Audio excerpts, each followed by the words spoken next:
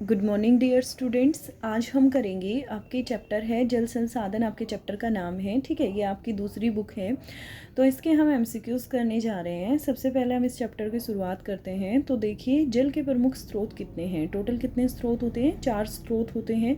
भारत की भूगर्भिक जल संपदा कितनी है, ठीक है। तो जल संपदा हमारी कितनी है? 431.42 घन किलोमीटर, ठीक है। फिर उसके बाद भारत की नदियों में औसत वार्षिक जल प्रवाह कितना होता है? 1869। ये इंपॉर्टेंट क्वेश्चन है। कितना होता है? 1869 अरब घन मीटर है, ठीक है। भारत के भूमिगत जल के कुल उपलब्ध संसाधनों का कितना प्रतिशत भाग विकसित है? तो टोटल कितना है? 32% है। राष्ट्रीय जल संसाधन नीति कब अपनाई गई थी? 9 सितंबर 1987 को अपनाई गई थी। भारत में 1999 और 2000 के आंकड़ों के अनुसार कुल सिंचित अक्षेत्र कितना था? तो 8.47 करोड़ हेक्टेयर था। भारत में औसत वार्षिक वर्षा कितनी होती है? तो कितनी? 118 सेंटीमीटर। भारत में सबसे अधिक वर्षा कहाँ होती है? मौसिनराम में होती है। It is also important to the point of GK also. Rajasthan के पश्चिमी भागों में कितनी औसत वर्षा होती है? 10 सेंटीमीटर होती है। भारत में पृष्ठीय जल उपयोग के लिए उपलब्ध है। भारत में पृष्ठीय जल कितना उपलब्ध है? 32% है। भारत में सिंचाई का सबसे बड़ा स्रोत क्या है? नहरें हैं। और विश्व की सबसे बड़ी नदियों में गंगा का स्थान कौन सा है? 10वां है, ठीक है। वर्ल्ड में जो बड़ी नदियां हैं, ठीक है, उनमें इंडिया की जो गंगा नदी है, गंगा भारत की तो सबसे बड़ी नदी है, लेकिन विश्व में कौन से नंबर पर है? 10वें नंबर पे है। प्रायद्वीपीय पठारी भाग में सिंचाई का महत्वपूर्ण स्रोत क्या है? तालाब है। भारत की नदियों में संसार की नदियों के जल प्रवाह का कितने प्रतिशत है? 6% है। भारत में भूमि जल संसाधनों की कुल संभावित क्षमता कौन से राज्य में सबसे कम है? तो किसमें है? जम्मू और कश्मीर में है। भारत में भूमि जल संसाधनों की कुल संभावित क्षमता कौन से राज्य में सबसे अधिक है? वो है पंजाब में। सूखा माजरी जल संभर विकास मॉडल किस राज्य में स्थित है? यह है बेटा हरियाणा में। देश में सबसे कम शुद्ध संचित अक्षेत्र किस राज्य में है? मिजोरम में। भारत में सबसे अधिक शुद्ध संचित अक्षेत्र उत्तर प्रदेश में है। सबसे ज़्यादा कहाँ पर है? उत्तर प्रदेश में। और सबसे कम कहाँ पर है? मिजोरम में है, ठीक है। इसके बाद नेक्स्ट क्वेश्चन क्या है? भारत में शुद्ध बोई गई पर अक्षेत्र के प्रतिशत के रूप में सर्वाधिक शुद्ध सिंचित अक्षेत्र किस राज्य में पाया जाता है? तो पंजाब में। भारत में कौन सी नदी जल के उपयोग की क्षमता अधिक है? ठीक है, तो कौन सी नदी ऐसी है बेटा? तो ऐसी नदी का नाम है गंगा। आधुनिक जल संभर योजना कब प्रारंभ हुई थी? 1990 से 1991 में, ठीक है। फिर उसके बाद आधुनिक सिंचाई का आरंभ कब माना जाता है? 1831 ईस्वी से। भारत में जल शक्ति उत्पादन की क्षमता कितनी है? 84,000 मेगावाट है। शक्ति उत्पादन में कितने प्रतिशत जल का उपयोग किया जाता है? 3.6 का प्रयोग किया जाता है, ठीक है।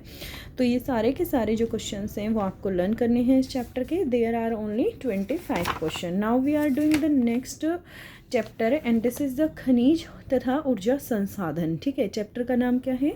खनिज तथा ऊर्जा संसाधन। और इंग्लिश मीडियम के स्टूडेंट्स जो हैं वो भी ये कर सकते हैं, आपको इजीली समझ आ जाएंगे। आपको भी ये सभी क्वेश्चंस जो हैं वो लर्न करने हैं। अब देखिए, भारत में लगभग कितने खनिज पाए जाते हैं? तो लगभग 100 खनिज को कितने प्रकार से बांटा गया है? तो 2 प्रकार से बांटा गया है। एक फेरस मिनरल्स होते हैं, दूसरे नॉन फेरस मिनरल्स होते हैं, ठीक है।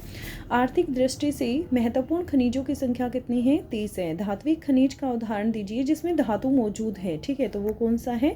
गोल्ड है, सोना है। अधात्विक खनिज का इसमें उदाहरण देना है tin, aluminium, bauxite. These all are the धात्विक खनिज। ये सारे के सारे धात्विक खनिज हैं। तो यहाँ पर अधात्विक खनिज का उदाहरण देना है इसमें, तो अधात्विक कौन सा है बेटा? यहाँ पर गंधक है, ठीक है। ये आपको पता होना चाहिए। कन्फ्यूज़न वाले क्वेश्चंस होते हैं। यदि आपको कुछ एग्जांपल्स याद हैं धात्विक और अधात्विक खनिजों के, तो ही आप इन क्वेश्चंस को अटेम्प्ट कर सकते हैं, अदरवाइज आप इन क्वेश्चंस को नहीं कर पाएंगे। और लौह अयस्क का प्रकार नहीं है जिसमें लोहा नहीं पाया जाता, तो ये सभी में लौह अयस्क पाया जाता है। एक लिग्नाइट ये एक टाइप होती है बेटा कोयले की, ठीक है। किसकी टाइप होती है? कोल की टाइप होती है। तो लौह अयस्क आयरन और का प्रकार नहीं है। कौन सा नहीं है? लिग्नाइट नहीं है। भारत में उत्तम किस्म का लोहा कहाँ से प्राप्त होता है? बेलाडीला से प्राप्त होता है। और भारत में अधिकतर कोयले का प्रकार कौन सा मिलता है? तो मैक्सिमम कौन सा मिलता है? बिटुमिनस मिलता है, ठीक है। और सबसे उत्तम किस्म का लोहा ऐसा कौन सा होता है? मैग्नेटाइट होता है। और सबसे उत्तम किस्म का कोयला कौन सा है? एंथ्रासाइट। 3-4 टाइप होती हैं कोयले की। फर्स्ट बेटा कौन सी होती है? एंथ्रासाइट होती है। फिर उसके बाद बिटुमिनस, ठीक है, sorry bituminous, then after lignite and fourth is the peat, ठीक है। 4 टाइप होती है। First is anthracite, second is bituminous, third is lignite and fourth is peat, ठीक है। और जो इसमें एंथ्रासाइट है बेटा, वो सबसे उत्तम क्वालिटी की होती है। लेकिन भारत में सबसे अधिक कोयला कौन से टाइप का पाया जाता है? बिटुमिनस का पाया जाता है, ठीक है। और ये कार्बन की क्वालिटी पे डिपेंड करता है। जिसमें ज़्यादा कार्बन होता है वही सबसे अच्छी क्वालिटी का कोयला जो है वो माना जाता है। 4 होते हैं, एंथ्रासाइट, बिटुमिनस, लिग्नाइट और पिट। टर्सरी किस्म का कोयला कितने वर्ष पुराना है? This is also important question. And कितने वर्ष पुराना है? 5.5 करोड़ वर्ष। गोंडवाना समूह का कोयला कितने वर्ष पुराना है? 20 करोड़ वर्ष पुराना है। एक ऐसा खनिज जिसका भारत को सबसे अधिक आयात करना पड़ता है वो है पेट्रोलियम। भारत में लौह अयस्क का सबसे बड़ा उत्पादक राज्य कौन सा है? उड़ीसा है। भारत के सबसे अधिक कोयले के अनुमानित भंडार कौन से राज्य में है? झारखंड में है। बिजली के उपकरण बनाने में सबसे अधिक कौन सी धातु का प्रयोग होता है? तांबे का होता है। भारत में कुल कितनी तेल परिष्करण शालाएं हैं? 22 हैं। राष्ट्रीय ताप बिजली निगम की स्थापना कब की गई थी? 1975 में हुई थी। भारत का महत्वपूर्ण तेल अक्षेत्र कौन सा है बेटा? तो बॉम्बे हाई है, which is situated in Maharashtra state, ठीक है। फिर उसके बाद now we are doing the next question. This is 20th question. Bharat में कौन सी तेल परिष्करणशाला संयुक्त अक्षेत्र में है? मंगलौर में है। भारत सबसे पहला तेल अक्षेत्र कौन सा है? उत्तर पूर्वी प्रदेश है। मैग्नीज उत्पादन में कौन सा राज्य अग्रणी है? लीडिंग हु इज द, ये लीडिंग प्रोड्यूसर मैंने आपको सभी करवा रखे हैं। मैग्नीज में कौन सा राज्य है लीडिंग प्रोड्यूसर? उड़ीसा। नरोरा परमाणु ऊर्जा केंद्र कहाँ पर है? उत्तर प्रदेश में है। नेवेली कहाँ पर है? तमिलनाडु में। बेटा वेरी इंपॉर्टेंट क्वेश्चन, ठीक है, ये इंपॉर्टेंट क्वेश्चन है। और पेरियार जल उत्पादन केंद्र कहाँ स्थित है? तो ये केरल में स्थित है, ठीक है। हो गए आपके ये सभी क्वेश्चंस, ओके। फिर उसके बाद हम कुछ और एमसीक्यूज करेंगे, वो हमारे होंगे इससे नेक्स्ट चैप्टर के। ये हमारा नेक्स्ट चैप्टर है, ठीक है। चैप्टर का नाम बता देती हूँ आपको। भारत के संदर्भ में नियोजन और सतत पोषणीय विकास, ठीक है। क्या है चैप्टर का नाम? भारत के संदर्भ में नियोजन और सतत पोषणीय विकास। ये क्वेश्चंस करेंगे हम इसके। तो देखिए, भारत के आर्थिक विकास के लिए सबसे पहली योजना किसने बनाई थी? तो भारत के आर्थिक विकास के लिए सबसे पहली योजना विश्वेश्वरैया ने बनाई थी। गांधीवादी योजना किसने बनाई बेटा? मन्ना रायण अग्रवाल ने बनाई। विश्वेश्वरैया 10 वर्षीय योजना प्रकाशित की थी। कब की थी? 1936 में। जन योजना के प्रस्तुतकर्ता कौन थे? MN रॉय थे। योजना आयोग की स्थापना कब हुई थी? 1950 में हुई थी। पहली पंचवर्षीय योजना कब शुरू हुई? सन 1951 में हुई। योजना आयोग का गठन किसकी अध्यक्षता में हुआ था? जवाहरलाल नेहरू की अध्यक्षता में हुआ था, ठीक है। योजना आयोग जिसे आप प्लानिंग कमीशन बोलते हो, जो 2012 में एंड हो गया है जिसका, तो उस योजना आयोग का गठन किसकी अध्यक्षता में हुआ था? जवाहरलाल नेहरू की। और पहली पंचवर्षीय योजना जब आई थी, पहला 5 ईयर प्लान आया था, तो उसकी प्राथमिकता किसे दी गई थी? कृषि को दी गई थी। और सेकंड में किसको दी गई थी? उद्योगों को दी गई थी। गरीबी हटाना किस योजना का उद्देश्य था? 5वीं पंचवर्षीय योजना का उद्देश्य था। और गहन कृषि विकास कार्यक्रम किस योजना के दौरान लागू किया गया? तो ये तीसरी योजना के अंतर्गत लागू किया गया था। जवाहर योजना किस पंचवर्षीय योजना में शुरू की गई? तो ये थी 7वीं में। उदारीकरण की नीति के बाद किस योजना का प्रारंभ हुआ था? तो 8वीं पंचवर्षीय योजना का प्रारंभ हुआ था। और उदारीकरण की नीति कब अपनाई गई थी? 1991 के बाद अपनाई गई थी। औद्योगिकरण के विकास पर किस योजना में विशेष ध्यान दिया गया है? तो वो है दूसरी दूसरी, और किस पंचवर्षीय योजना के बाद पहली बार वार्षिक योजना बनाई गई थी, तो वो थी तीसरी पंचवर्षीय योजना। अब तक कितनी पंचवर्षीय योजनाएं पूरी हो चुकी हैं, तो 11 पंचवर्षीय योजनाएं पूरी हो चुकी हैं। लास्ट जो पंचवर्षीय 5 ईयर प्लान था बेटा वो 2007 से लेकर 2012 तक था, ठीक है। This is our 11th plan and 12th plan जो हमारा 2012 में आना था, ठीक है। तो उस प्लान को मोल्ड कर दिया गया और उसे नीति आयोग में कन्वर्ट कर दिया गया था, ठीक है। बॉम्बे प्लान को टाटा बिरला ने कब अपनाया था, 1943 में अपनाया था। 1950 से 1951 की तुलना में और 2000 से 2001 में खादानों में कितने गुना वृद्धि हुई थी, लगभग 4 गुना इसमें वृद्धि हुई थी। अमेरिका के टेनेसी वैली अथॉरिटी के अनुसार भारत में कौन सी परियोजना बनाई गई है, तो दामोदर घाटी परियोजना बनाई गई है। 2001 में अनाजों और दालों की प्रति व्यक्ति प्रतिदिन उपलब्धता कितनी थी, 417 ग्राम थी।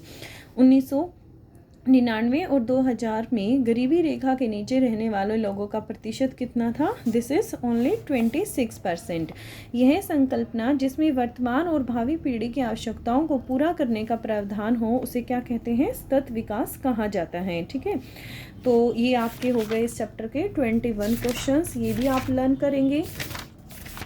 उसके बाद हम this is our last chapter of this book and the name of this chapter is भौगोलिक प्रक्षेपे में चयनित कुछ मुद्दे एवं समस्याएं, ठीक है। तो यहाँ से हम देखते हैं दक्षिणी भारत के राज्यों में गरीबी का औसत अनुपात कितना है, तो कितना है, 20% है। प्रदूषण के प्रकार सभी तो हैं प्रदूषण के प्रकार, भूमि प्रदूषण, वायु प्रदूषण, जल प्रदूषण। भारत में जल का कितने प्रतिशत भाग प्रदूषित हो चुका है बेटा, 70% जो है वो भारत में प्रदूषित जल हो चुका है, ठीक है। ये हमारे उद्योग धंधों ने, हमारी दैनिक जीवन की जो क्रियाएं हैं उन्होंने हमारे जल को प्रदूषित किया है and there is only about 30% water is left which is unpolluted. फिर उसके बाद संयुक्त राष्ट्र विकास कार्यक्रम के अनुसार विश्व में मानव गरीबी सूचकांक कितना है, दिस इज 36.7%। मानव गरीबी सूचकांक मापक कब प्रस्तुत किया गया, सन 1997 में प्रस्तुत किया गया। गंगा की कुल कितनी लंबाई का भाग प्रदूषित हो चुका है, 600 किलोमीटर का। गंगा और उसकी सहायक नदियों में प्रतिदिन कितने लीटर मल जल डाला जाता है, तो 6 अरब लीटर डाला जाता है। पर्यावरण को प्रभावित करने वाली प्रमुख गैस बेटा CO2 ही है, कार्बन डाइऑक्साइड है जो सबसे ज़्यादा पर्यावरण को प्रदूषित करती है। कार्बन मोनोऑक्साइड अधिक कौन से नगर से इंडिया में पैदा होती है, तो दिल्ली से, ठीक है। निम्नलिखित में से मानव जनित प्रदूषक का उदाहरण क्या है, खनन है बेटा। बैक्टीरिया है, ज्वालामुखी, ये सारे नेचुरल हैं। मानव जनित सिर्फ यहाँ पर क्या है, क्या है, खनन है। निम्नलिखित में से नैसर्गिक प्रदूषक का उदाहरण क्या है, ज्वालामुखी, राख है। निम्नलिखित में से सर्वाधिक प्रदूषित नदी बेटा यमुना है, ठीक है। इसे गंदा नाला भी बोला जाता है और दिल्ली में सबसे ज़्यादा प्रदूषित है ये। निम्नलिखित में से कौन सा अम्ल वर्षा का एक कारण है, तो अम्ल वर्षा बेटा प्रदूषण की वजह से होती है, सल्फ्यूरिक एसिड की वजह से होती है और वो एसिड H2SO4, ठीक है। This is the formula of sulphuric acid. Sulphuric acid जब हमारे एयर में प्रेजेंट होता है तो उसके बाद ही हमारी अम्ल वर्षा होती है, ठीक है। फिर उसके बाद हम यहाँ पर चलिए बेटा, अब हमारा 4th चैप्टर है मानव बस्तियाँ, ह्यूमन सेटलमेंट्स, ठीक है। यह हम आपकी 2nd बुक है, उसी में से कर रहे हैं MCQs। तो आज हम ऑलमोस्ट सभी क्वेश्चंस जो हैं MCQs 1 मार्क्स के कर लेंगे, क्योंकि इनका वेटेज जो है बेटा 1 मार्क्स के जो क्वेश्चंस हैं 60 में से 12 क्वेश्चंस आते हैं, ठीक है।